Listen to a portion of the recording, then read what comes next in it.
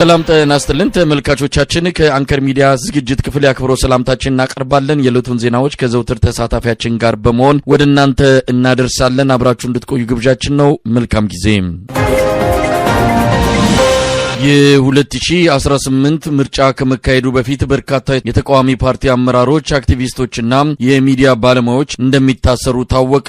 ለአንከር ሚዲያ በደረሰ ጥብቅ መረጃ ከእስሩ በተጨማሪ በተጠና መልኩ የግድያ እርምጃ የሚወሰድባቸው ግለሰቦች ከወዲሁ ስማቸው ተለይቶ መያዙንም ለማወቅ ተችሏል። ለዚህም አብይ አህመድ የሚመራው ከደህንነትና ሌሎች የጸጥታ አመራሮች ጋር ልዩና የተጠና ዘመቻ መጀመሩን ከደህንነት መስሪያ ቤቱ በኩል በተላከልን መረጃ ላይ ተመልክቷል። ከመከላከያ ከፖሊስና ከደህንነት መስሪያ ቤቶች በተጓዳኝ በልዩ ሁኔታ የተቋቋመው ዘመቻ አብይ አህመድ በሰብሳቢነት ጀነራል ሹማ አብደታ፣ ተመስገን ጥሩነ፣ ሽመልስ አብዲሳና ሲሳይ ቶላ ደግሞ አባል ሆነው ከክልሎች የተወሰኑ ለአብይ አህመድ ታማኝ ናቸው ተብለው የተመረጡ አመራሮች የተካተቱበት ሲሆን በሚስጥር የተዋቀረው ይህ ኮሚቴ ስራውን መጀመሩንም ለማረጋገጥ ተችሏል። አብይ አህመድ የምክክር ኮሚሽኑ እንቅስቃሴና ቀጣዩ ሀገር አቀፍ ምርጫ ብልጽግና በቀጣይ 30 ዓመት በኢትዮጵያ ውስጥ ለሚኖረው ወሳኝነት ቁልፍ ሚና እንዲጫወት ተደርጎ እየተሰራ በመሆኑ እንደ መንግስት ተረባርበን ተፈጻሚነቱን እውን ማድረግ ይገባል በማለት ላቋቋመው የዘመቻ ኮሚቴ ማብራሪያና የሥራ መመሪያ መስጠቱም ተመልክቷል። በዚሁ በሚስጥር በሚካሄደውና ጠላትን በማንኛውም መንገድ የማስወገድ የሚል ተልዕኮ የተሰጠው ዘመቻ ዝርዝር እቅዶች እንዳሉትም ታውቋል። በጫካ የሚንቀሳቀሱ ተዋጊዎችን በተቃውሞ ስም ሀገር ውስጥ ከሚሰሩ ፓርቲዎችና በውጭ ሀገር ከሚገኙ አመራሮች ጋር በማቀናጀት የብልጽግና መንግስትን በህዝባዊ እምቢተኝነትና በትጥቅ ትግል ሊጥሉ እንደሆነ ደርሰንበታል የሚል ማብራሪያ የሰጠው አብይ አህመድ ጨከን ብለን እርምጃ ካልወሰድን እንደ ፓርቲ እንጠፋለን ሲል አስጠንቅቋል። የመጀመሪያው እርምጃ ከዲያስፖራና ከኤርትራ መንግስት ጋር በግልጽ የሚሆን በሚስጥር ይገናኛሉ ብሎ ብልጽግና የሚጠረጥራቸውን የፖለቲካ ፓርቲዎችና አመራሮች ፊት ለፊት ከሚገኙ አባላቶቻቸው ጋር በቁጥጥር ስር እንዲውሉ ማድረግና ክስ መስርቶ የምክክርና የምርጫ ወቅት እስኪያልፍ ማቆየት እንደሆነ የገለጸው አብይ አህመድ ስለዚህ እርምጃ ሲያብራራም ባለፈው ወቅት ከአማራ ብልጽግና አባላት ጋር በመተባበር አቶ በረከት ስምኦንን ክስ መስርተን ወደ ዘብጥያ ማውረዳችን ከትግራይና ከአማራ ወገን ሊደረግብን የነበረውን መቀናጀት ለመቁረጥና የህልውና ማስከበር ዘመቻውን በታቀደለት መንገድ ለማገባደድ አግዞናል። የ2013 ምርጫ ላይ ወደ ወህኒ ያወረድናቸው የፓርቲ አመራሮችም ምን ያክል እቅዳችንን ለማስፈጸም እንደረዱን ማስታወሱ ጠቃሚ ይመስለኛል በማለት ነበረ። በዚህ መሰረት አሁን ላይ በእስር ላይ የሚገኙ የአማራ ተወላጆችና አቶ ታዬ ደንዳን ጨምሮ ሌሎች የፖለቲካ እስረኞች እስከ መጪው 2018 ምርጫ ድረስ ሊፈቱ እንደማይችሉ ነው የአንከር ሚዲያ ምንጮች የገለጹት። በዚህ ምስጥራዊ ተልዕኮ በተሰጠው የአብይ አህመድ ስውር ዘመቻ ሊወሰድ የታቀደው ሌላው እርምጃ የሃይማኖት አባቶች፣ ባለሀብቶች፣ ምሁራን፣ ተጽዕኖ ፈጣሪ ወጣቶችና የጥበብ ሰዎች እንዲሁም ህዝበኝነት የሚያጠቃቸው የብልጽግና አባላት በመዋቅሩ መሰረት እስከ ታችኛው የቀበሌ አስተዳደር ድረስ በማጥናትና በመሰለል እንቅፋት የሆኑትን ሰዎች የሚመለከታቸውን የክስ አይነት መስርቶ ወደ እስር ቤት እንዲወርዱና መዋቅሩን ከውስጥ ጭምር ማጽዳት እንደሚገባ በዝርዝር እቅዱ ላይ ተመላክቷል። ከሀገር ቢወጡ በመንግስት ላይ የመረጃና የፕሮፓጋንዳ ኪሳራ የሚያመጡ የዓለም አቀፍ ተቋማትና ዲፕሎማሲያዊ መድረኮች ላይ ጫና ሊያደርሱ የሚችሉ ዜጎችም እስከ ምርጫው ድረስ ከሀገር እንዳይወጡ ማድረግና በጥብቅ መከታተል የሚስጥራዊው የዘመቻ ኮሚቴ ተልዕኮ መሆኑን በደረሰን መረጃ ላይ ተገልጿል።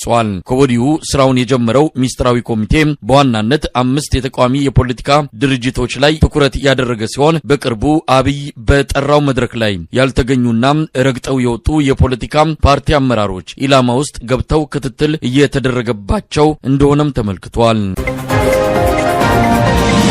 በኦሮሚያ ክልል በአብዛኛው አካባቢ ስርዓት አልበኝነት መንገሱ ተገለጸ።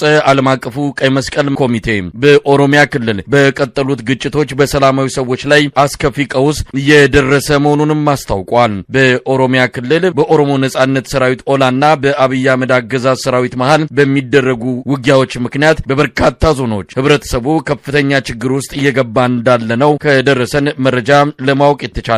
በኦሮሚያ ክልል ከጥቂት አካባቢዎች በስተቀር በአብዛኛው ቀጠና መንግስታዊ መዋቅር የተዳከመበት የፌደራሉም ሆነ የክልሉ መንግስት መቆጣጠር የማይችሉበት እንደሆነ እየተገለጸ ሲሆን በተለይም በኦሮሚያና በሶማሌ ክልል ከቅርብ ጊዜ ወዲህ ያለው ፍጥጫ የበለጠ ክልሉን እያዳከመውና ስርዓት አልበኝነቱን እያስፋፋው እንዳለ ነው የተገለጸው። ዓለም አቀፉ የቀይ መስቀል ኮሚቴ በኦሮሚያ ክልል የመንግስት ኃይሎችና የኦሮሞ ነጻነት ሰራዊት እያደረጉት ያለው ውጊያ በሰላማዊ ሰዎች ላይ አስከፊ ቀውስ አስከትሏል፣ ነፍሰ ጡር መውለድ አልቻለችም ሲልም የቀይ መስቀል ኮሚቴ ባወጣው መግለጫ ላይ አስታውቋል። በሌላ በኩል በሶማሌና በኦሮሚያ ክልሎች መሃል የተፈጠረውን ፍጥጫ ተከትሎ በቅርቡ የሶማሌ ክልል ምክር ቤት ያስተላለፈውን መዋቅራዊ ውሳኔ በማስመልከት የኦሮሚያ ክልል ርዕሰ መስተዳድር አቶ ሽመልስ አብዲሳ ካቢኔያቸውን ለውይይት ሊጠሩ እንደሆነ ዞብል የተሰኘ በአገር ውስጥ የሚገኝ ሚዲያ ባወጣው መረጃ ገልጿል። የሁለቱ ኃይሎች ፍጥጫ ምስራቅ ኢትዮጵያን ወደ ለየለት ቀውስ ይከታል ተብሎ ስጋቱ ከያቅጣጫው እየተሰማ ይገኛል።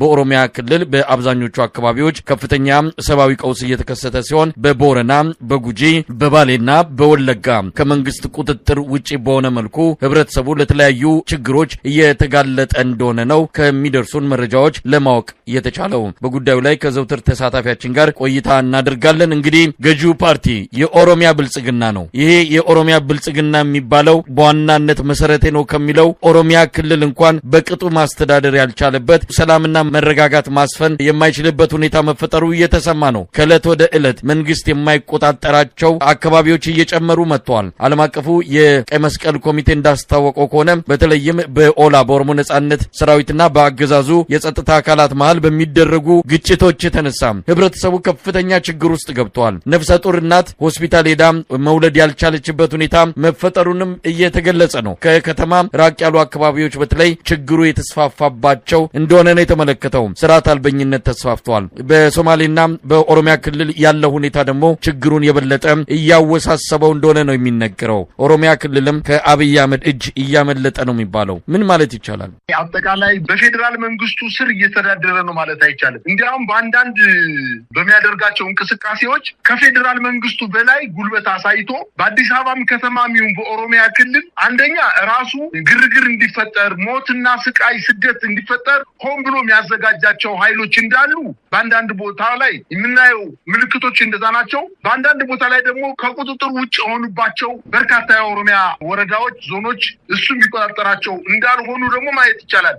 በአጠቃላይ በኦሮሚያ ክልል እየተፈጠሩ ያሉ ችግሮች በሁለት ዋና ዋና ምክንያቶች፣ አንደኛ ሆን ብሎ በተለይ በዋናነት ኮሬ ነገኛ የሚባሉ በሽመልስ አብዲሳ የሚያዛቸው ኃይሎች አሉ። እነሱ የሚፈጥሩት በተለይ በዋናነት በኦሮሞ ተወላጅ ባልሆኑ የኦሮሚያ ክልል ላይ የሚኖሩ በዋናነት የአማራ ተወላጆች ላይ ያነጣጠረ ከፍተኛ ጥቃት እየተፈጸመ እንደሚገኝና ይሄ ጥቃት በአርሲ አካባቢ አሁን ደግሞ እየተጠጋ በምስራቅ ሸዋ አካባቢ ከፍተኛ ጥቃት እየተፈጸመባቸው እንደሆነና ከትናንት ወዲያ እንኳን ከአዲስ አበባ ከተማ ወደ ማርቆስ እንቅስቃሴ ሲያደርግ የነበረ መኪና የታጠቁ ኃይሎች መከላከያ ባለበት አካባቢ ቱሉ ሚልኪ የሚባል ቦታ ላይ የአውቶቡስ ተሳፋሪዎች በአውቶቡስ ተሳፍረው የሚሄዱ ኃይሎችን በመኪናው እየተንቀሳቀሰ በጠራራ ፀሐይ ከቀኑ 5 ሰዓት ላይ አውቶቡሱን በመምታት ጎማውን በመምታት ሹፌሩን ጨምሮ 5 ተሳፋሪዎችን በመግደል በርካቶችን በማቁሰል በአካባቢው ቅርብ ቦታ ላይ በሚገኙ ሆስፒታሎች የቆሰሉ ሰዎች ሕክምና